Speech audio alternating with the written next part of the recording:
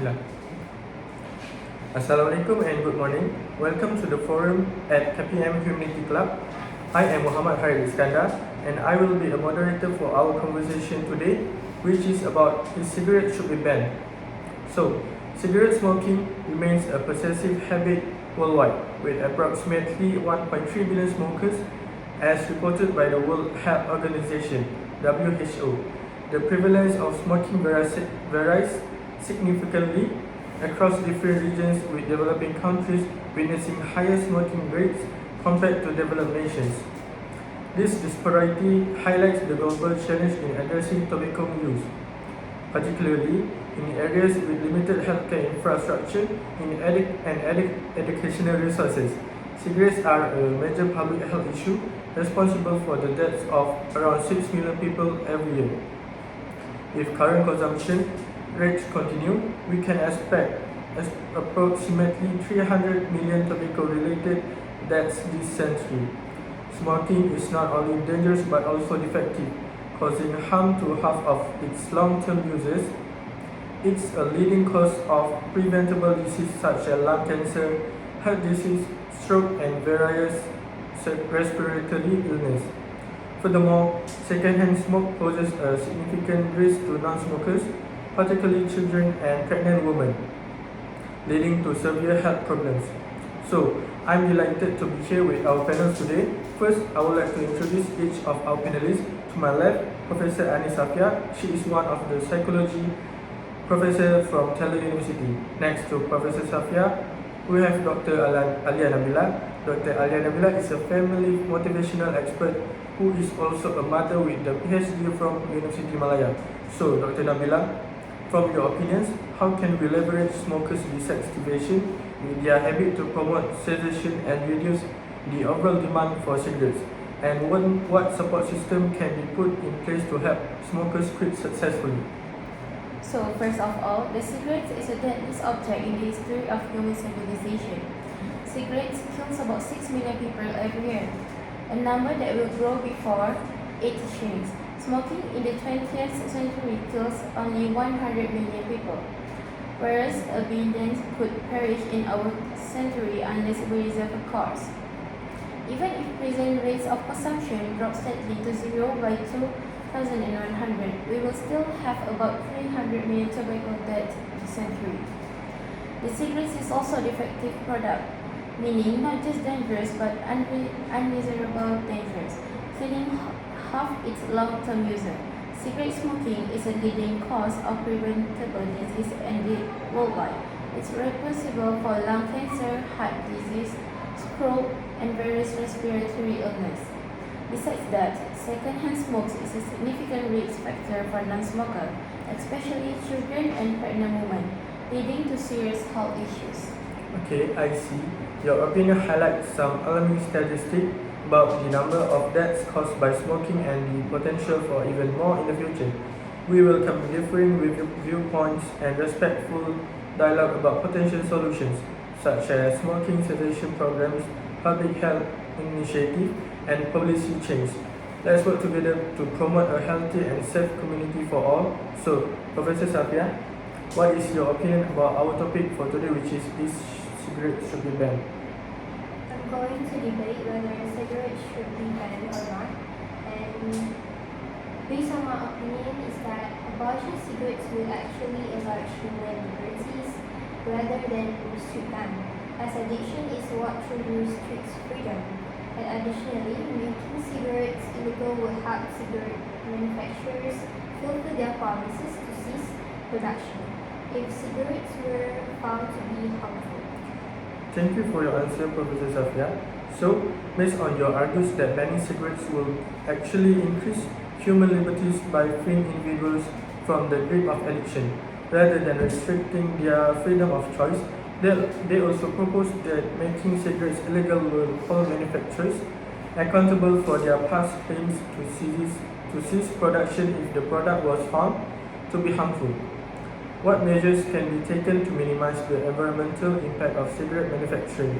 And how can we encourage the tobacco industry to adopt more sustainable practices in their production processes?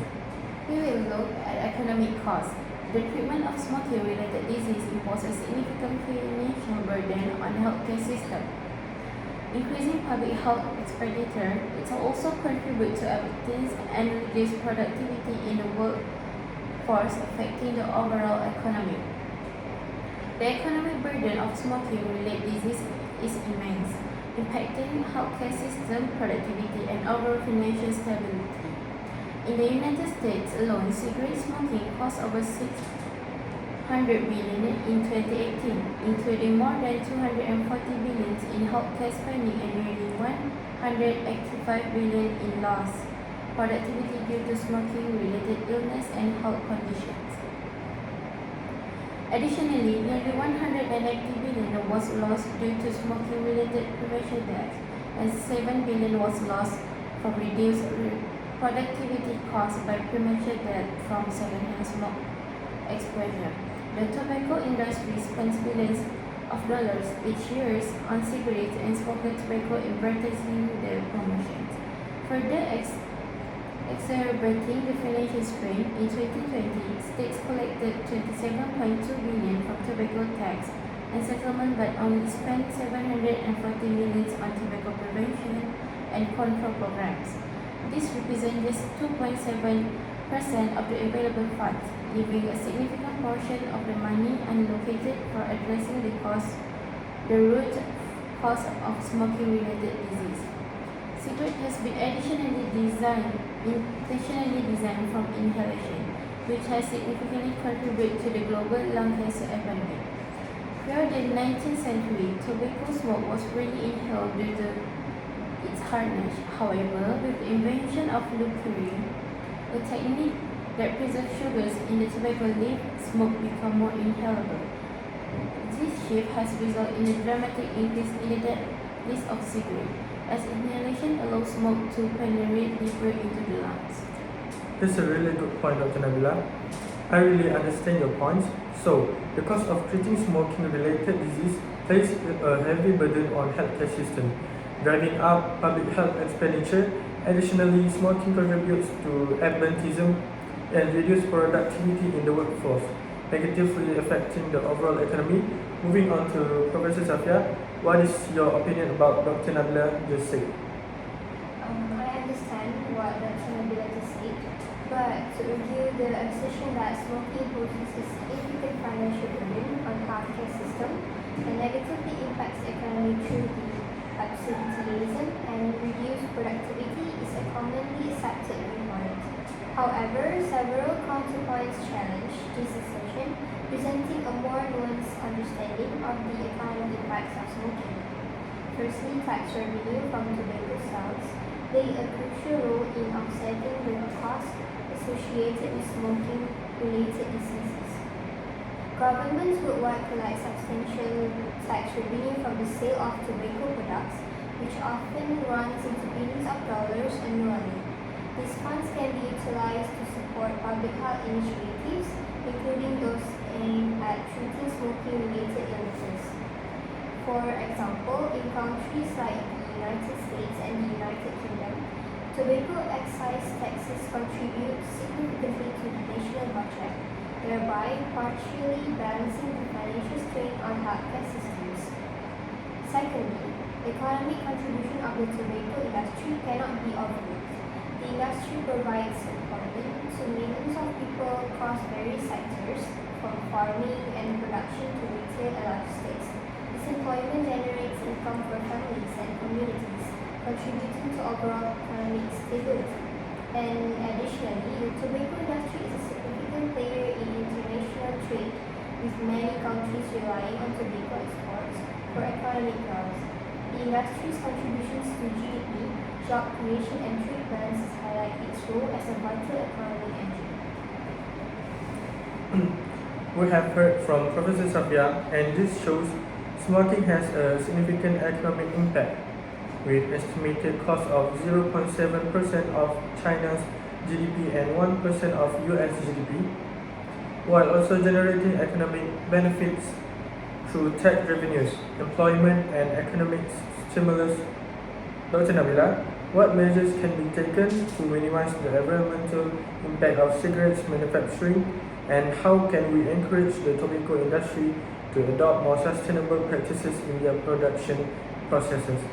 To minimize the environmental impact of cigarette manufacturing and encourage the tobacco industry to adopt more sustainable practice, measures such as implementing eco-friendly farming technique, reducing water and energy consumption, utilizing biodegradable material for filter and packaging, investing in renewable energy source, enforcing strictly environmental regulation, and promoting corporate social responsibility initiatives can be adopted, along with providing incentive for sustainable practice and increasing public awareness about the environmental consequences of tobacco production. Cigarettes are also effective because they have been engineered to produce and inhale smoke. Tobacco smoke was rarely inhaled prior to the 19th century. It was too harsh to alkaline. Smoke first became inhalable with the invention of liqueuring, a technique by which the tobacco leaf is heated during fermentation, preserving the sugar naturally present in the unprocessed leaf. Sugar, when they burn, produce acid, which lower the pH of the resulting smoke, making it less harsh, more inhalable. There is certain irony here, since the cigarettes were actually more deadly, allowing smoke to be drawn deep into the lung. Thank you for your answer, Dr. Nabila. So, Professor Safiah, what is your opinion about this? I agree with what Dr. Nabila just said, but the assertion that engineered cigarettes designed to produce inhalable smoke through low pH cured tobacco are primarily responsible for the global lung cancer epidemic oversimplifies the issue.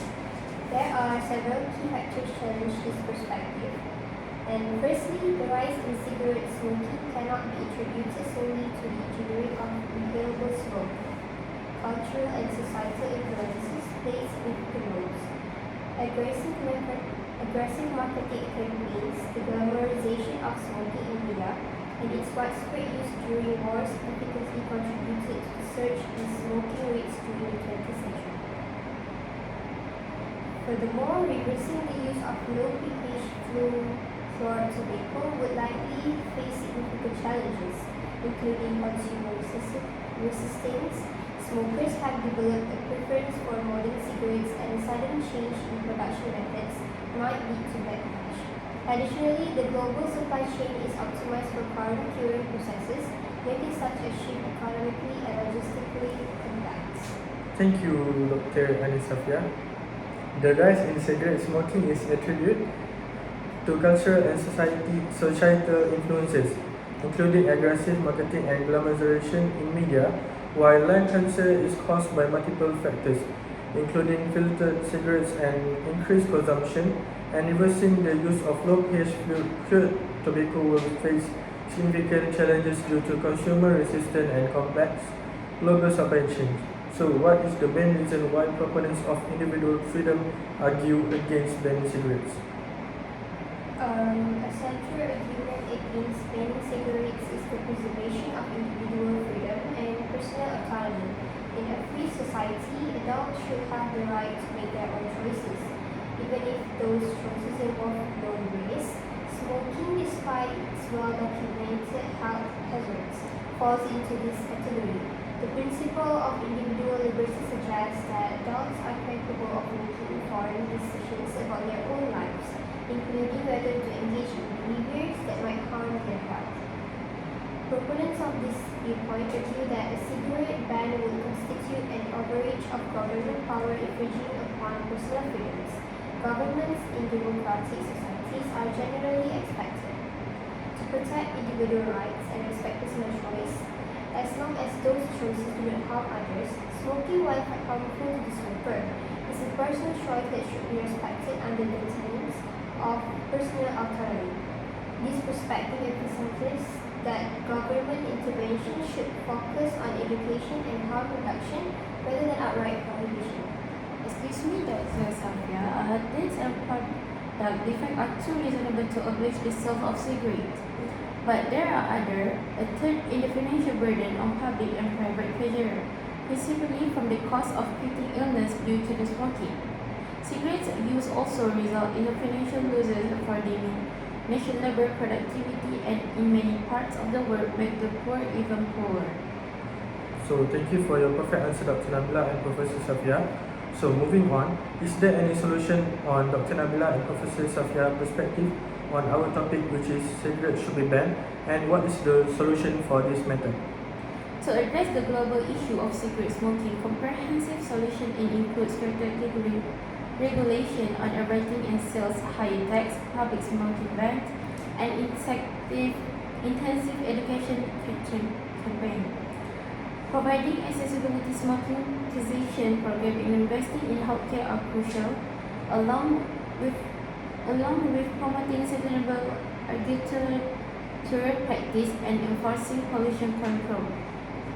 Legal action against tobacco companies and implementing product safety standards can further mitigate harm. Strengthening international collaboration are essential to combat tobacco use globally. This measure aims to reduce smoking prevalence, prevent related disease, decrease healthcare costs, protect the environment, and ultimately save millions of lives. While the public health agreements for banning cigarettes are strong, there are significant reasons to oppose such a ban. These include concerns about individual freedom, economic impact, and unintended consequences. Instead of an outright ban, a more balanced approach can be employed to achieve public health goals without infringing on personal liberties or causing economic disruption. In conclusion, while the public health rationale for banning cigarettes is strong, arguments against such a ban emphasize the importance of individual freedom, economic impact, and potential unintended consequences.